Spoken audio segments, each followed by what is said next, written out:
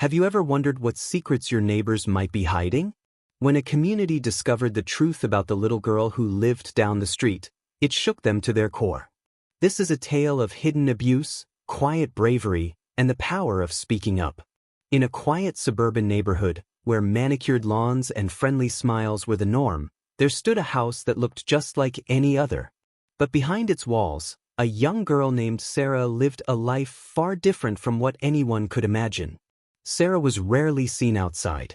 On the rare occasions when neighbors caught a glimpse of her, they noticed her thin frame, pale skin, and eyes that seemed to hold a sadness beyond her years. Little did they know the truth that lay hidden behind those walls. Day after day, Sarah's routine remained a mystery. No one ever saw her playing in the yard or heard the laughter of a child. As time passed, one neighbor began to feel uneasy. Something wasn't quite right about the girl next door, and this nagging feeling would soon unravel a shocking secret. Silence can be deafening, especially when it comes from a child. Why did Sarah never laugh or play outside like other kids? The neighbors' concern turned to dread as they pieced together the disturbing clues about the little girl's life. As days turned into weeks, the residents of Maple Street couldn't shake the feeling that something was terribly wrong with the house at number 42. Sarah, the young girl who lived there, was rarely seen outside. When she did appear, her thin frame and sunken eyes told a story of neglect that was hard to ignore.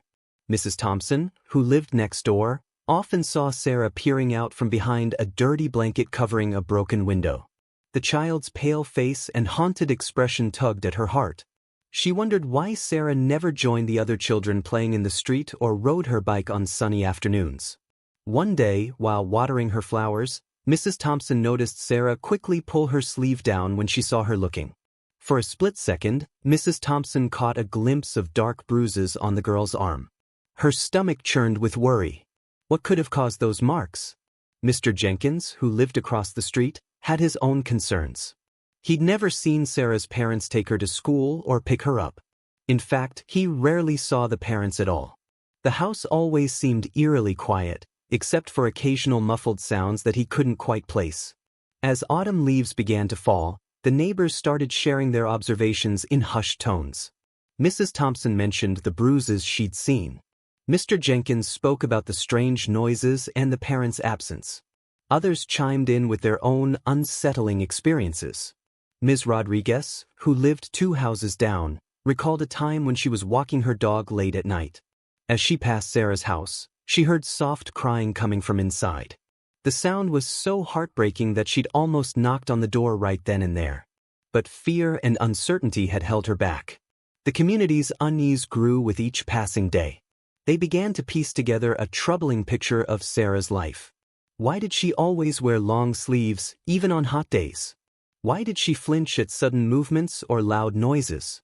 The signs were there, but no one wanted to believe the worst. One Saturday afternoon, a group of neighbors gathered in Mrs. Thompson's kitchen. They sipped coffee and spoke in low voices, sharing their concerns about Sarah. The weight of their collective worry hung heavy in the air. It's mind-boggling that in the 21st century, we can still have a child who's just left in a room like a feral animal, Mr. Jenkins said, his voice tight with anger and disbelief. The others nodded solemnly, feeling helpless in the face of what they suspected was happening. As they talked, a sense of guilt crept into their conversation. How long had this been going on? Should they have noticed sooner? What if they were wrong and caused unnecessary trouble for an innocent family? Their discussion was interrupted by a sudden commotion outside. They rushed to the window and saw Sarah running down the street, her face streaked with tears. Her father appeared moments later, red-faced and shouting. The neighbors watched in horror as he roughly grabbed Sarah's arm and dragged her back inside. Mrs. Thompson lay awake that night, staring at her ceiling.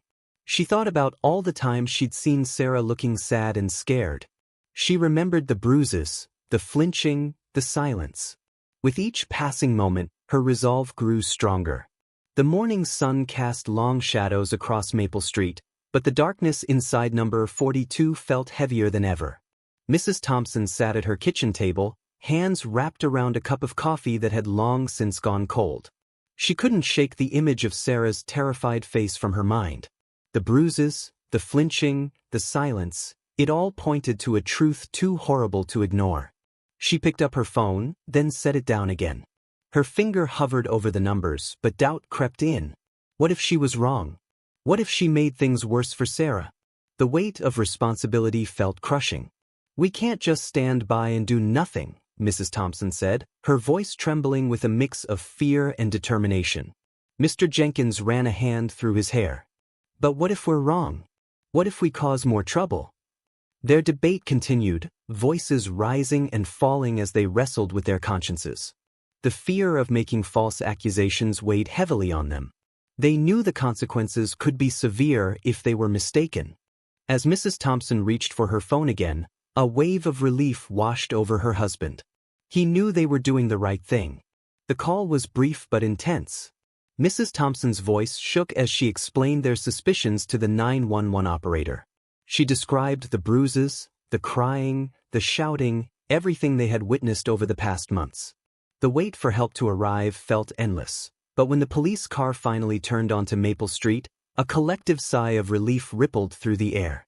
As the police knocked on Sarah's door, the neighbors clung to a desperate hope. But nothing could have prepared them for what was about to unfold. When the officers entered the house, they were confronted with a scene that defied belief. The stench hit them first, a nauseating mix of urine, feces, and decay. Detective Mark Hole, an 18-year veteran of the force, later described it as worse than any crime scene he had ever encountered. As they made their way through the filthy rooms, they found Sarah curled up on a torn, moldy mattress. She was in a swollen diaper, her tiny body covered in insect bites and sores. When Detective Hole lifted her, she made a sound like a frightened animal. "It felt like I was picking up a baby," he would later recall, his voice thick with emotion.